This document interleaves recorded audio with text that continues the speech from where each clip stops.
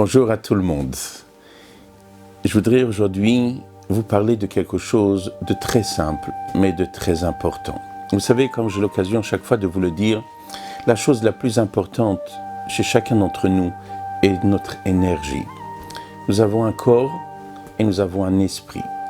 Et malgré que les deux vont de pair, le corps et l'esprit sont toujours ensemble, mais ce qui régénère une personne est l'énergie. Lorsque nous mangeons une pomme, à l'intérieur d'une pomme, il y a une énergie. Lorsque nous mangeons du pain, il y a une énergie. Je ne parle pas simplement de la partie divine, comme dit le verset « Ki lo ala lechem levado yichye adam ». Ce n'est pas sur le pain qu'un homme vit, qui seulement sur Pi Hachem, la parole d'Akadosh Baruch Hu, la parole de Dieu qui se trouve dans la nourriture. Je ne suis pas en train de vous parler de cette partie-là si élevée qui est la parole divine. Mais ce que je vous parle, c'est tout simplement de l'énergie. Dans chaque chose, il y a une énergie. Notre travail, à nous, est d'être en contact avec cette énergie. Évidemment, pour être en contact avec cette énergie, ce n'est pas quelque chose de facile, car cette énergie n'est pas présente autour de nous d'une manière apparente, et elle nous dit « Viens me prendre s'il te plaît ». Non, nous avons un devoir, un travail, un effort pour accéder à cette énergie. Notre travail à nous est déjà de se positionner. Comme je vous l'ai dit plusieurs fois, notre travail essentiel est relié avec un positionnement. Et notre positionnement dans l'esprit que nous avons doit être basé, est à la recherche de cette énergie. On doit chercher cette énergie. Mais pour accéder à cette énergie, nous avons besoin de moyens. Nous avons besoin de moyens pour accéder à cette énergie. De la même manière que chacun d'entre nous sait qu'il y a du pétrole. Le pétrole est quelque chose de merveilleux. Avec les choses, on peut faire beaucoup de choses. On peut faire tout simplement ce qu'on appelle de l'essence, avec laquelle on peut rouler. C'est du caoutchouc. Beaucoup de choses on peut faire avec le pétrole. Mais ce pétrole n'est pas devant nous. Il faut qu'on aille profondément sous la terre pour accéder à ce pétrole. Mais pour accéder à ce pétrole qui est sous la terre, on a besoin d'ustensiles, on a besoin de moyens, on a besoin de creuser, on a besoin des appareils pour creuser, on a besoin d'appareils pour les faire sortir. C'est un art. La même chose lorsque nous avons besoin de cette énergie, que nous sommes à la recherche de cette énergie, nous avons besoin d'avoir des ustensiles. Et donc, la première chose que chacun d'entre nous doit avoir dans son esprit est penser et ne pas oublier. Nous sommes à la recherche de l'énergie. L'énergie qui se trouve dans chaque chose. Et pour accéder à cette énergie, alors il faut que nous ayons des ustensiles pour y accéder. Essayez de vous imaginer une noix de coco. Alors c'est vrai que lorsqu'elle est un peu plus fraîche, la peau est moins dure, et avec le temps, elle va sécher. Mais imaginez-vous, vous prenez cette noix de coco et vous essayez de la manger, vous allez vous casser les dents. Parce qu'à l'intérieur de cette noix de coco, il y a un fruit qui est bon. À l'intérieur de ce fruit-là, il y a un lait, un jus qui est bon. Mais pour y accéder, c'est pas facile, il faut savoir comment le casser. Et donc, pour accéder à quelque chose, à cette énergie, je dois passer et utiliser des moyens. Donc la première chose ici, ce que je voudrais qu'on apprenne, c'est que notre recherche doit être à la recherche de l'énergie. Petit 2, nous avons besoin de moyens pour accéder à cette énergie. Et ce principe-là va nous accompagner toute notre vie. Prenons un exemple simple, lorsque nous dormons. Dormir, c'est de l'énergie. Lorsqu'on dort, on se régénère. Mais pour dormir, dit la halakha, il y a des conditions. Le Rambam nous dit à quelle heure il faut dormir, combien de temps il faut dormir et à quel moment il faut dormir. Lorsqu'une personne mange et son estomac est rempli et il va dormir, son sommeil ne sera pas réparateur. Pourquoi ? Parce que son corps va travailler.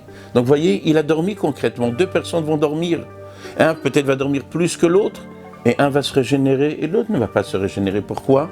Parce que cette énergie qui se trouve dans le sommeil, pour qu'elle puisse nous régénérer, elle puisse être réparatrice, il faut une condition. Il faut savoir comment y accéder.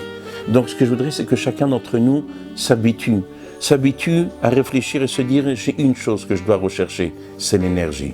Et cette énergie que je dois chercher, il me faut des moyens pour y accéder. Et ces moyens-là peuvent être reliés avec plusieurs choses. Dans le sommeil, je n'ai pas d'instrument, je n'ai pas d'outils pour accéder à l'énergie du sommeil, mais il y a une connaissance. Cette connaissance, ce sont mes outils pour pouvoir y arriver. Mais dans tous les cas, mon but, c'est cette énergie.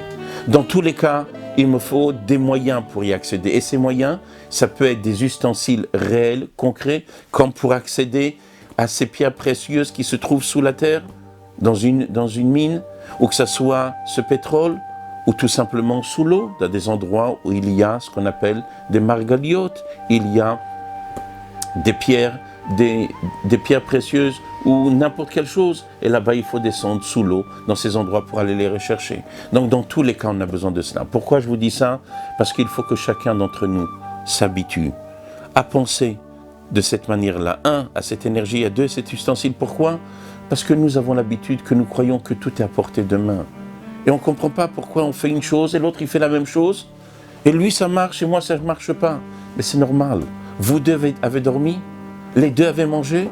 Et lui après manger, il arrive à faire quelque chose avec ce qu'il a mangé. Et toi après manger, tu n'arrives rien à faire. Pourquoi? Parce que lui il a eu le secret. Comment on accède à cette énergie. Et l'autre personne aura mangé, mais il n'a pas compris comment on accède à l'énergie de la nourriture. Et donc cette nourriture n'aura pas le même effet. Deux personnes vont travailler. Et un, ça va lui apporter de la lumière dans sa maison, et l'autre, ça va lui apporter le contraire de la lumière. Pourquoi? Parce qu'il a travaillé, et l'autre a travaillé. Mais un, lorsqu'il a travaillé, il a cherché l'énergie dans le travail.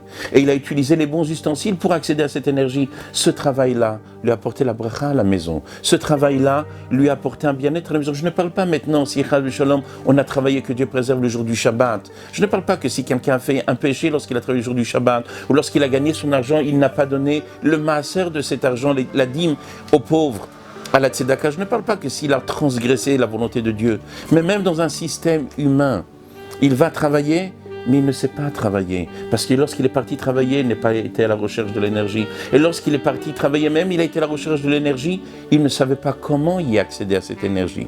Et toute notre vie tourne autour de cela. C'est pour cela, rappelons-nous, toute chose que nous faisons, ça ne suffit pas de la faire. Il faut que nous ayons en tête un but. Un but, c'est cette énergie qui s'y trouve. Et pour accéder à cette énergie, il me faut des moyens matériels, des ustensiles, ou des moyens à travers la connaissance pour y accéder. Et si ça, on ne sait pas, et si ça, on ne fait pas, qu'on ne s'étonne pas que nous n'avons pas de réussite dans ce que nous faisons. Alors que Dieu fasse que chacun d'entre nous, Bezrat Hashem, va avoir la tzlacha, la réussite, parce qu'on va bien se positionner, on va bien comprendre le but de ce que nous faisons, et que Bezrat Hashem, HaKadosh Baruch Hu, nous donnera chacun d'entre nous une tzlacha matérielle et spirituelle dans la joie et la gaieté. Amen, Keni Ratzon.